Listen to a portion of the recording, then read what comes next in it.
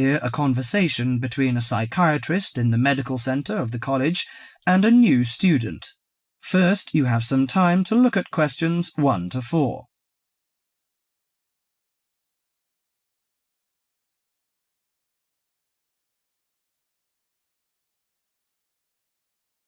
Now listen carefully to the conversation and answer questions 1 to 4. Hello, sit down, please. Thank you. Now, you are a new patient, aren't you? Yes, that's right. OK, so I'd better get some basic details down first. Right, we'll start with your name. Martin Hansen.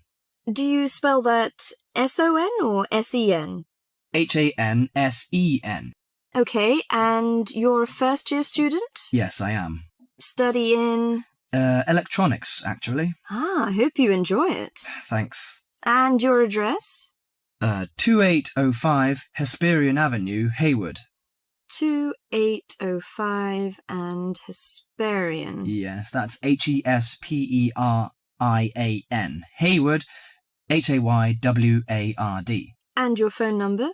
734-246-55. 734-264-55. No, you got the 6 and the 4 the wrong way round. It's 246-55. Huh? Sorry, right. And, when were you born? The 15th of June, 1986. Here in New Zealand? No, I was born in Sydney.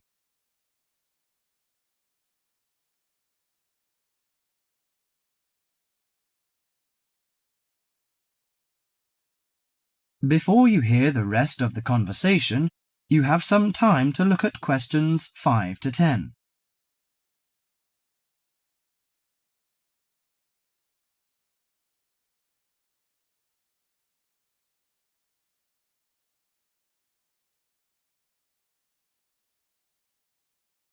Now listen to the conversation and answer questions 5 to 10. Good. So, what's your problem? Well, frankly, I wonder whether it is a problem.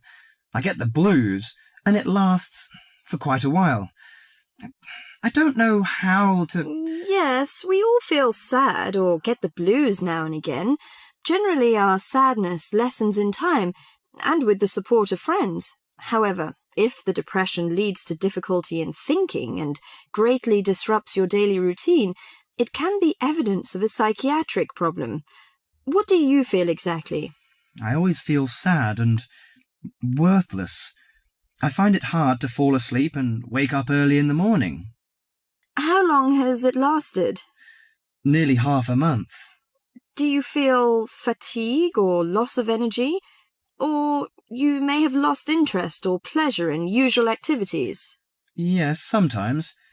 At first I thought I could overcome it by myself, but I failed, and I'm so glad that you came here. It seems that you are suffering mild depression from your symptoms. Depression? Yes, I feel depressed sometimes. But why would I... Depression may occur as a result of biochemical changes in the body. Alcohol, amphetamines, cocaine, and LSD can bring on depression. Those who have a family history of depression usually have a greater risk of depression. Sometimes the worrying changes in life can lead to depression. I see. I had a really bad breakup of a love relationship. It makes me feel hopeless. Do you think I need some treatment? Yes. Antidepressant medications are often used to treat depression, if it is serious. But I don't suggest them at first because of the side effects. I suggest psychotherapy, which can give you support and help you regain control. So do I need to come here every day? No, I will arrange counselling sessions for you, which will last 12 to 20 weeks. You come here once or twice each week. The psychotherapy is directed at helping you gain insight and understanding about events in your life, which may have contributed to your depression. With growing insight, you can often learn more effective ways of coping with your feelings and changing your behaviour. What can I do to take care of myself? Well, at first you should do some physical exercises on a regular basis, at least 3 times a week. How is your food? Do you eat well? Yes, I think so. I eat at my homestay family. Good. Find a hobby or a positive recreational activity to participate in once or twice a week. I know it's difficult for you, though. When you feel it's hard to overcome the depression, come to the counselling session. Remember, ask for help if the load is too heavy to handle. Yes, I'll try. So, when will my counselling session begin? I'm going to arrange that for you. That is the end of part 1. You now have half a minute to check your answers.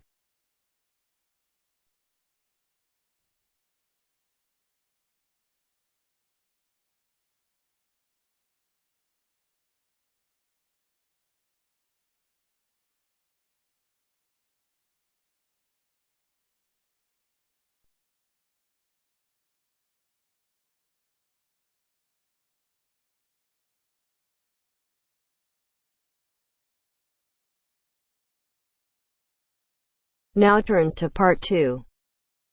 Part 2. You are going to hear a conversation between a student and a driving instructor. First, look at questions 11 to 14.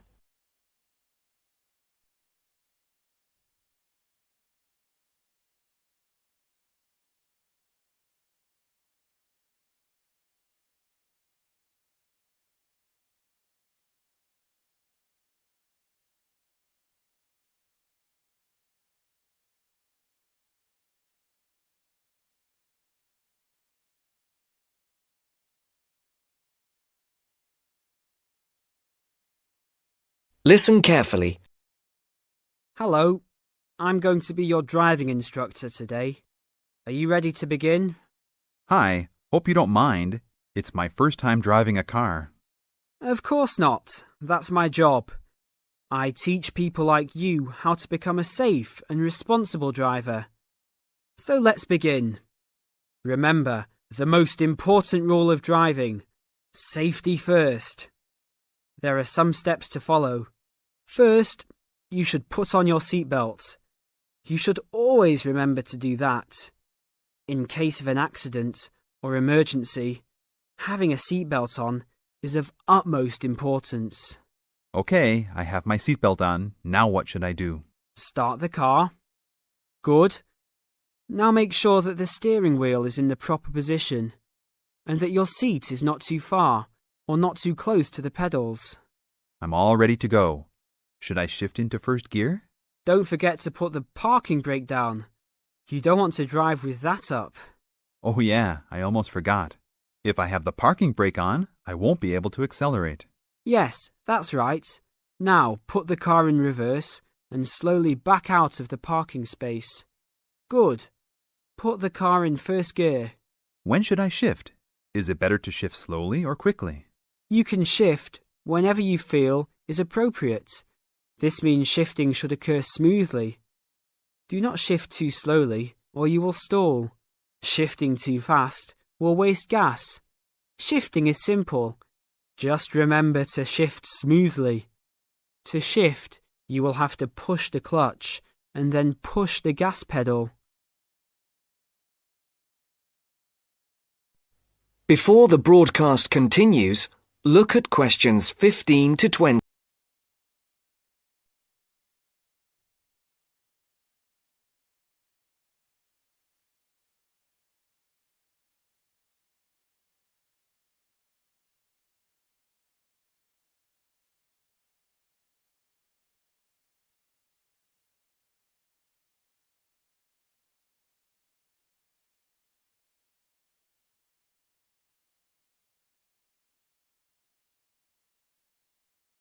You will now listen to the second part of the talk.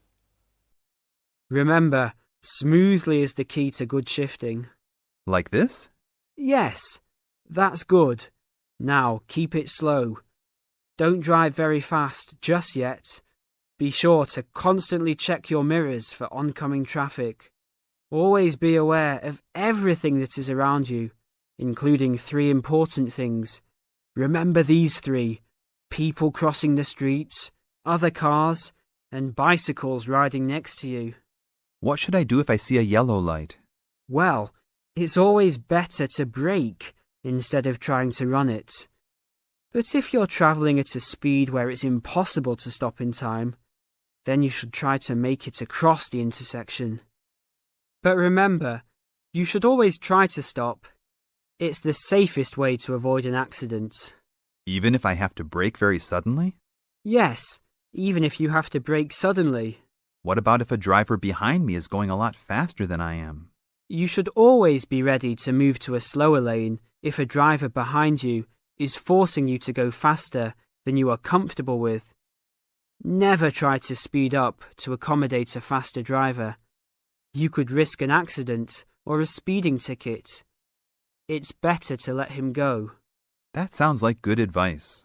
Be careful. There is a sharp turn up ahead. Remember to brake before turns. Otherwise, you might flip over if your speed is too high going into a turn. Got it.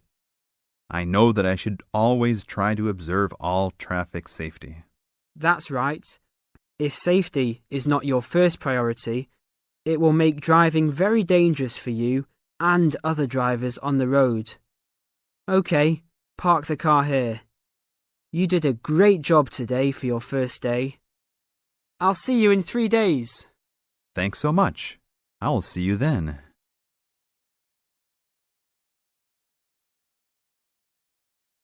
That is the end of part 2. You now have half a minute to check your answers.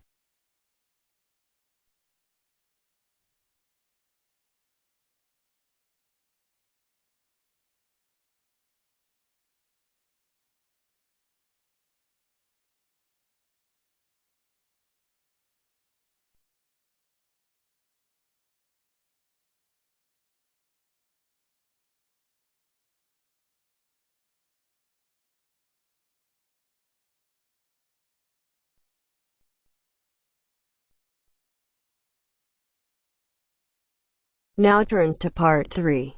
Part 3. You will now hear a radio talk on agricultural regulations. First, you have some time to look at questions 21 to 25.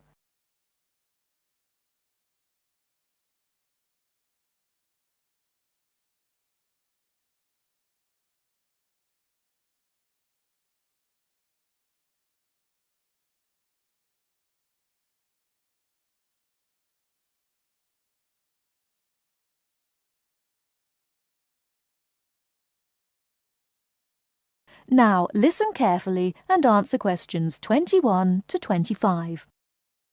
Could there be clearer proof of the arrogance and indifference of those who are supposed to keep our food safe than the muzzling of John Verrill? Agriculture is a business, true, and businesses have to make money. But this shows how ministers and officials put the profits of the agriculture business before the well-being of the British people. Mr. Verrill, a pharmaceutical chemist, was appointed to represent consumers on one of the many committees that advise the government on food safety. When he tried to do his job, though, and wanted to warn ministers of a danger to children's health, he was refused permission to do so. The danger comes from hormones given to cattle in the USA and some other countries to make them grow faster. They speed up the animal's development to maturity, thus making meat production more profitable. There have, however, long been fears that the hormones have horrendous effects on the people who eat them, causing diseases as serious as cancer. Once these hormones were used on British cattle too, but over 20 years ago they were banned in Europe for being too dangerous. Indeed, so concerned is the European Union that it banned imports of hormone-fed beef years ago, much to the fury of the US government, which wants to sell it all over the world. Several years ago, the USA and Canada asked the World Trade Organization to declare the ban illegal and to punish Europe for failing to lift it. The WTO, with its long record of refusing to let environmental or safety concerns interfere with trade, agreed, imposing fines of more than $120 million a year on the EU for its refusal to back down. The British government now backs the Americans, claiming that there is no proof that hormone-fed beef does any harm. This is where Mr. Verrill comes in. He is very angry with the government, especially as their claim comes out just after a Danish study shows that growth hormones are 200 times more dangerous than was previously thought. Worried by these findings, Mr. Verrill spoke to government representatives, who did nothing. Before you hear the rest of the talk, you have some time to look at questions 26 to 30.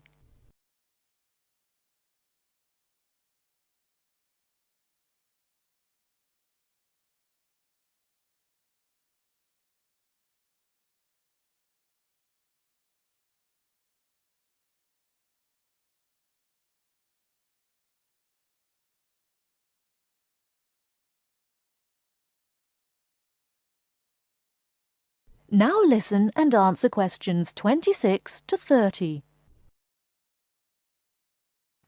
Not only that, but they have not been testing beef which is imported, which, by law, they are required to do. This directly affects the British public, as about 40% of the beef British people eat comes from abroad, supposedly from countries like Brazil, which does not allow the use of growth hormones. Brazilian beef is stocked by some British supermarkets and widely used in catering. Yet, when a Brazilian farm was recently visited by EU inspectors, a large stockpile of this banned substance was found. This is not the first food scandal we have had in our country. Take the present concern over a well-known chocolate company. Several months ago, the company found out that its sweets were contaminated with a rare form of salmonella, but they did nothing about it, leaving their sweets in the shops to be bought by the unsuspecting public. It was not until 5 months later, when several children had suffered food poisoning, that the chocolate bars were removed from the shelves. It makes you wonder how many other dangerous foods have been allowed onto our plates. That is the end of part 3. You now have half a minute to check your answers.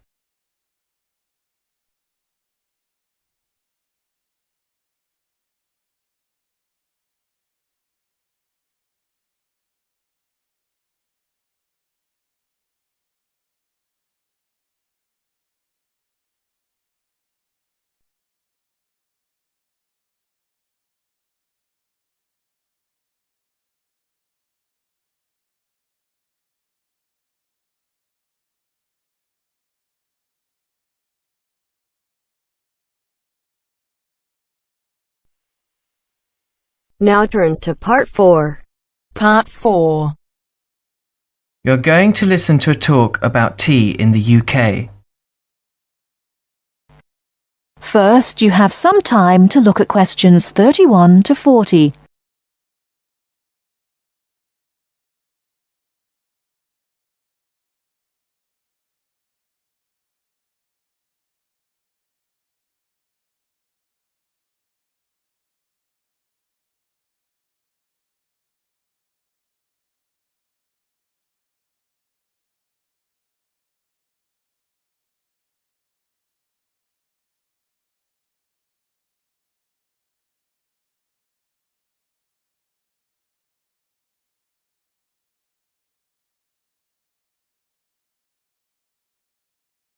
Now listen carefully and answer questions 31 to 40. During the 1930s, there was a popular song which had the title, "Everything Stops for Tea," and to millions of British people, a restful cuppa is still an ideal way to relax for a few minutes from the rigours of the day. The English custom of drinking tea has its roots in the 17th and 18th centuries. When first imported to Britain, the exotic cha, or cha, as the Chinese tea was variously called, was considered a man's drink to be enjoyed with colleagues at London coffee shops. These were popular meeting places for many walks of life: politicians, lawyers, poets, actors, and writers. Many London clubs began in this manner, and the famous Lloyd's Insurance underwriters started out as Lloyd's Coffee House. In 1706, the first coffee house that offered tea was Tom's Coffee House, owned by Thomas Twining. He realized that he needed to introduce an added attraction to compete with the many other coffee houses in London, and tea was rare, exotic, and extremely expensive. With these credentials, tea became an exclusive drink and enabled Twining to open a tea shop under the sign of the Golden Lion in the Strand. By the 18th century, the ladies of the more affluent classes were going China mad, using tea as an excuse for displaying their extravagant purchases of Chinese porcelain and Dresden tea sets. A comprehensive tea tray would consist of a teapot and stand, teacups and saucers, sugar bowl, milk jug, and basin for discarded tea and tea leaves. Tea was still expensive and kept in locked tea caddies. Skilled craftsmen fashioned caddies of carved inlaid woods fitted with crystal and precious metals. To ensure the servants weren't tempted by this priceless commodity, the caddy was kept locked, and only the mistress of the house held the key and prepared tea when guests came to visit.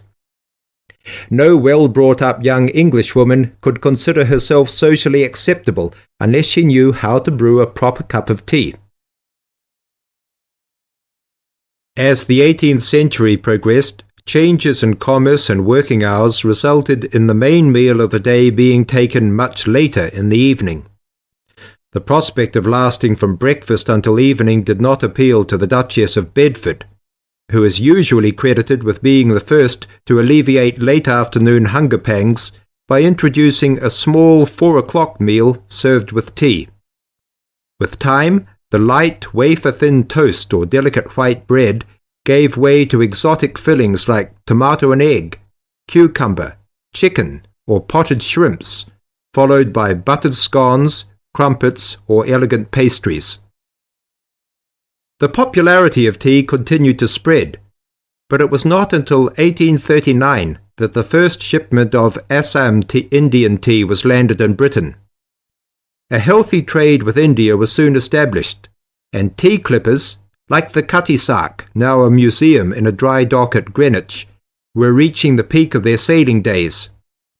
In 1879, the first limited shipments of Ceylon tea began to arrive, and by 1880 this had been firmly established alongside Indian and China teas, giving the broad range of teas that are available today. There have been few changes in 3 centuries of tea trading. London is still the centre, and indeed Twining still has a shop on the site of the original Tom's Coffee House at 216 The Strand. The name Twining has been linked with tea for over 280 years. Indeed, it was Richard Twining, in his capacity as chairman of the dealers of tea, who in 1784 persuaded Prime Minister William Pitt to reduce the high tax on tea, making the beverage more accessible to the general public. That is the end of part 4. You now have half a minute to check your answers.